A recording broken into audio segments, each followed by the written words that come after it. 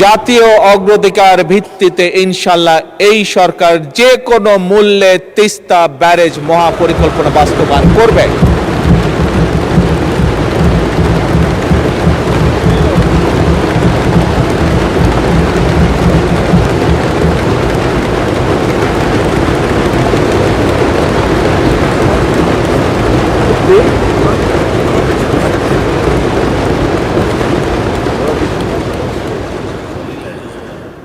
মাননীয় স্পিকার, একটি দেশের জন্য শিক্ষিত, দক্ষ এবং নৈতিক মূল্যবোধ সম্পন্ন মানুষ হচ্ছে সবচেয়ে বড় সম্পদ একটি দেশের জন্য। আমরা দেখেছি ফ্যাসিবাদের ১.৫ দশকে কিভাবে শিক্ষা ব্যবস্থাকে একদম পরিকল্পিতভাবে ধ্বংস করে দেওয়া হয়েছিল। মাননীয় স্পিকার, আমরা এডুকেশন ফার্স্ট, মাননীয় স্পিকার আপনি জানেন ভালো করে, কয়েকদিন আগে আমি যখন মালয়েশিয়া ট্যুরে গিয়েছিলাম, এয়ারপোর্ট থেকে যখন আমরা শহরে যাচ্ছি, আমাদেরকে যখন নিয়ে যাচ্ছে, তখন এয়ারপোর্ট থেকে বেরোতেই বিশাল বড় এক সাইনবোর্ড, সেই সাইনবোর্ডের মধ্যে লেখা ছিল এডুকেশন ফার্স্ট। মাননীয় স্পিকার, এই নীতিতে তারা বিশ্বাস করে, বোঝা গেল তাদের যে পরিবর্তন, সেই পরিবর্তন এ কারণেই, কারণ তারা বিশ্বাস করে এডুকেশন ফার্স্ট।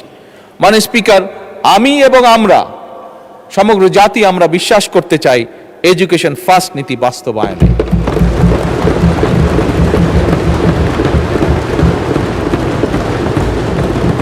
এবং সে কারণে মাননীয় স্পিকার, প্রস্তাবিত বাজেটে বর্তমান সরকার দেশের ইতিহাসে শিক্ষা খাতে সবচাইতে বেশি বরাদ্দ রেখেছে। এবং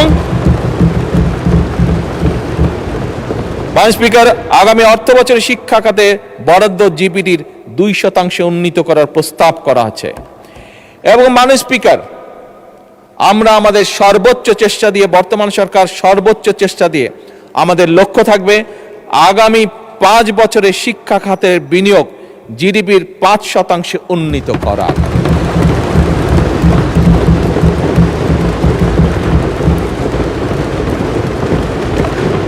মাননীয় স্পিকার, আপনি আপনার পরিবার, আপনার সমাজ ব্যবস্থা, আমরা আমাদের পরিবার সমাজ ব্যবস্থায় প্রায় দেখি আমাদের আত্মীয় স্বজন পরিবারের অনেক ইয়াং সদস্য সার্টিফিকেট নিয়ে এসেছে, কিন্তু এই সার্টিফিকেট নিয়ে মাসের পর মাস, বছরের পর বছর সে কর্মসংস্থানের জন্য ঘুরে বেড়াচ্ছে, কিন্তু বেচারা একটি কর্মসংস্থানের ব্যবস্থা করতে পারছে না।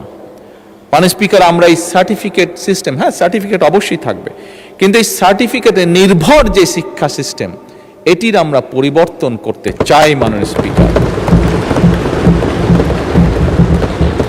এবং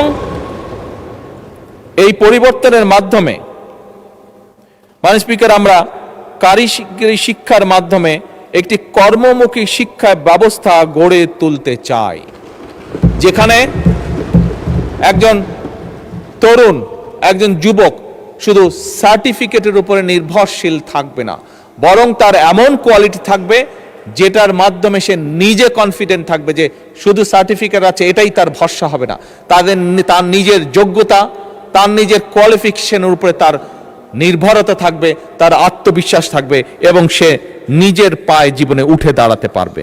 এবং সে কারণে মাননীয় স্পিকার, আমরা ক্লাস 6 থেকে পর্যায়ক্রমিকভাবে কারিগরি শিক্ষা, বাংলা এবং ইংরেজির পাশাপাশি তৃতীয় ভাষা শিক্ষা আমরা ইন্ট্রোডিউস করতে চাই।